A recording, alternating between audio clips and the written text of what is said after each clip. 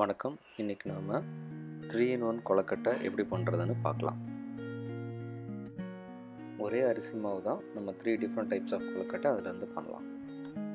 இதுக்கு தேவையான பொருட்கள்: பச்சரிசி மாவு 1 கப், தேங்காய் திருவுனது 1 கப், ஏலக்காய், சுக்கு, எள்ளு, அதுக்கப்புறம் மண்டவெல்லம், அதுக்கப்புறம் தாளிக்கிறதுக்கு கடுகு, உளுந்தம்பருப்பு, கருவேப்பிலை, வத்தல்.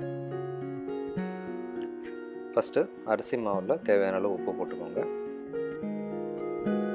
வெதுவெதுன்னு தண்ணி கலந்து அந்த மாவை நல்லா பிசையணும். பிசைஞ்சதுக்கப்புறம் மாவு கையில் ஒட்டக்கூடாது. ஃபஸ்ட்டு மாவை எடுத்து சின்ன சின்ன உருண்டையாக பிடிச்சிக்கோங்க. கையில் நீங்கள் எண்ணெயோ நெய்யோ தடவிக்கலாம், ஒட்டாமல் இருக்கிறதுக்கு. இந்த மாதிரி சின்ன சின்னதாக உருட்டிக்கணும். அதை ஒரு இட்லி குக்கரில் வச்சு நல்லா அவிச்சு எடுத்துக்கோங்க.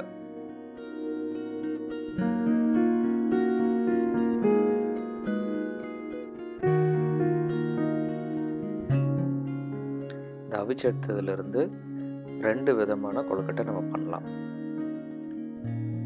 ஃபஸ்ட்டு கார கொழுக்கட்டை. இது ரொம்ப சிம்பிள். நம்ம சுண்டல் எப்படி தாளித்து எடுக்கிறோமோ அதே மாதிரி இந்த நம்ம அவிச்ச கொழுக்கட்டையை தாளித்து எடுத்துட்டோம் அப்படின்னா ஒரு விதமான கார கொழுக்கட்டை ரெடி.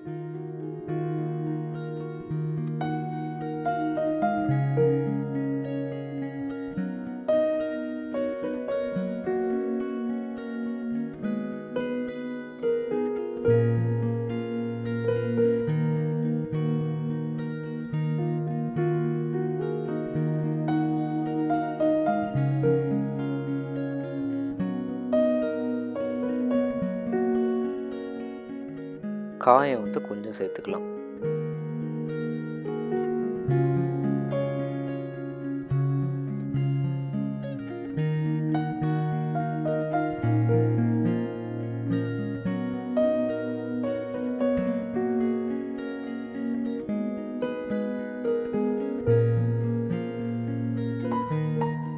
இப்போ கொஞ்சம் தேங்காய் பூ தூவி நல்லா மிக்ஸ் பண்ணிட்டோம் அப்படின்னா நமக்கு கார கொழுக்கட்டை ரெடி.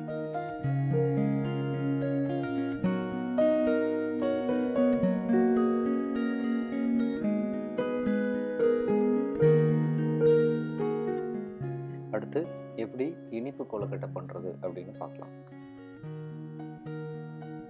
ஒரு வானிலையில் நெய் சேர்த்துக்கோங்க. அதுக்கப்புறம் ஏலக்காயும் சுக்கையும் மிக்சியில் போட்டு அரைச்சி பவுடராக எடுத்துக்கோங்க.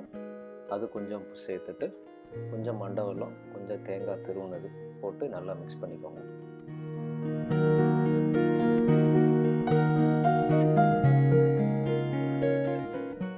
இதில் நம்ம அவிச்சு வச்சுருந்த கொழுக்கட்டை எடுத்து போட்டுட்டு நல்லா மிக்ஸ் பண்ணிட்டோம் அப்படின்னா நமக்கு இனிப்பு கொழுக்கட்டை ரெடி.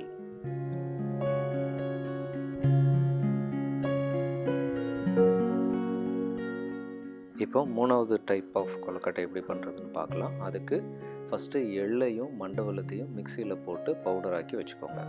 அப்புறம் நம்ம பிசைஞ்சு வச்சுருக்கிற மாவை நல்லா அகலமாக அந்த ஸ்க்ரீனில் தெரிகிற மாதிரி வச்சுட்டு அதுக்கு உள்ளே நம்ம அந்த எள்ளு மண்டவெல்லம் அரைச்சி வச்சுருந்த பவுடரை கொஞ்சம் வச்சு அதை நல்லா அந்த மாவை சைடில் ஃபுல்லாக க்ளோஸ் பண்ணி விட்ருங்க. உங்களுக்கு என்ன ஷேப் வேணாலும் அந்த ஷேப்புக்கு அந்த மாவை பிடிச்சி வச்சுக்கலாம். இதை இட்லி குக்கரில் வச்சு நல்லா அவிச்சு எடுத்துட்டிங்க அப்படின்னா கொழுக்கட்டை ரெடி.